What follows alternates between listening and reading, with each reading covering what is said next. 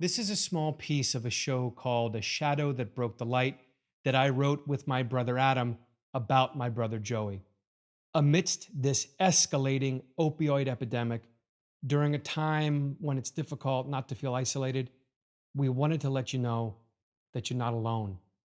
For information on how you can share your story with us, you'll find an email address and a link at the end of this video. Thank you.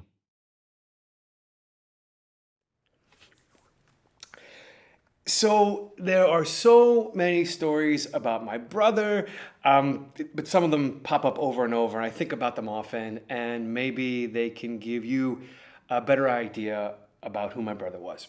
So I am the oldest of the three brothers, and my parents waited a while before they had Adam and then Joe. I was I was born in the very early 70s.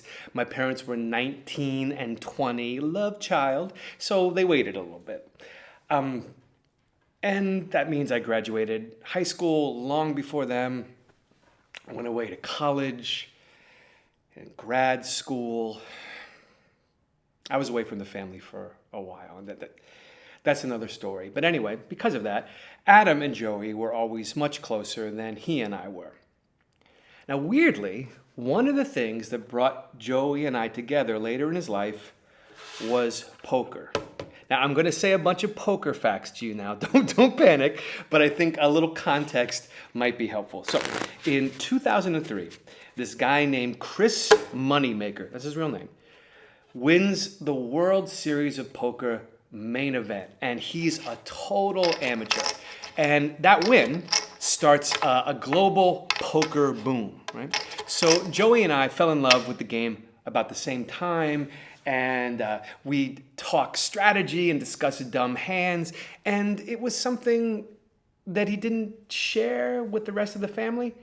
You know, Adam's interest in it waned pretty quickly, but we would talk all the time. I still play cards. I live in Philadelphia, so every once in a while I'll go down to the Rivers Casino and play, just to relax, take my mind away from things, not really for money. So I say all that to frame this story. One of Joey's buddies had this underground poker game. Now, it wasn't like Rounders or anything. You didn't have to knock on the metal door and give a password. It was in some guy's house. You know, the kids were downstairs. But it was a mixed group of players, and some of the guys were a little rough and tumble, and if you had a bad night, you could lose a little bit more than you wanted to. So Joey gets me into this game.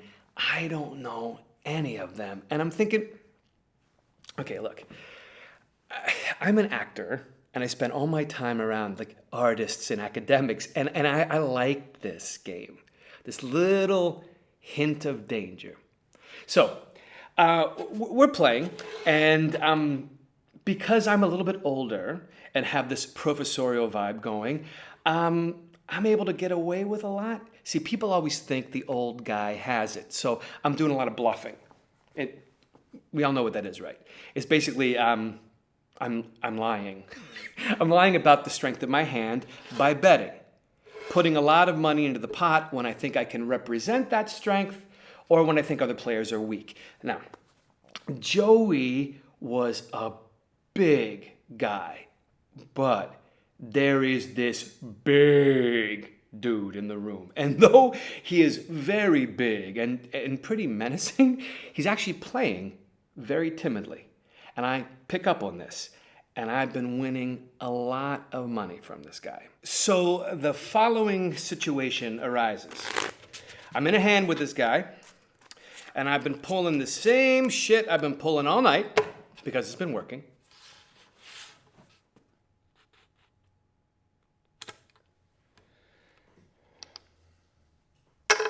$10. Call. The flop.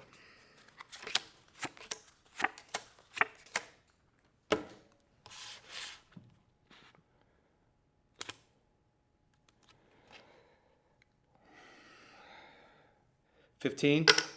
Call. The turn.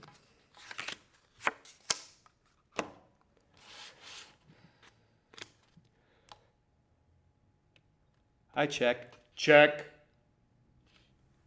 the river.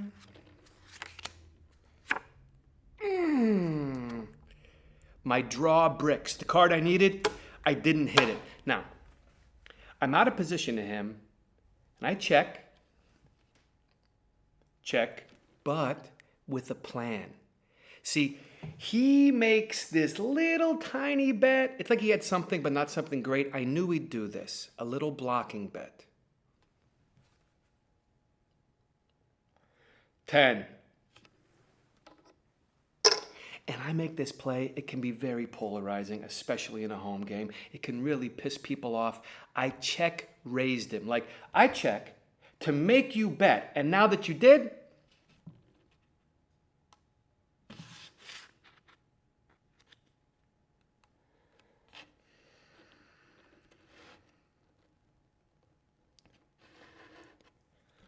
$100.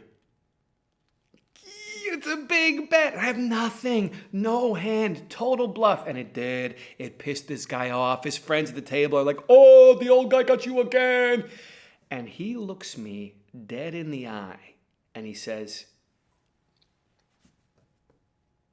my back hurts. These chairs are so uncomfortable.